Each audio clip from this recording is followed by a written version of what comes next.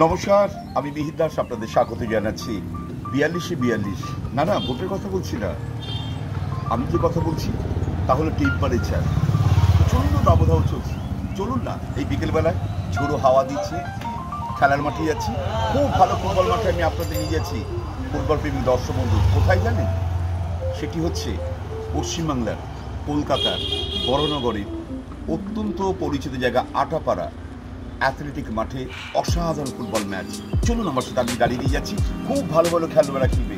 কলকাতা গড়ের মাঠে যারা যেতে পারেনি বা কলকাতা ফুটবল যারা দেখেনি 2023-এ, সেই বিদেশি প্লেয়ার এবং স্বদেশি প্লেয়াররা পরস্পরকে দল করে ফুটবল কিন্তু অবতীর্ণ হবে।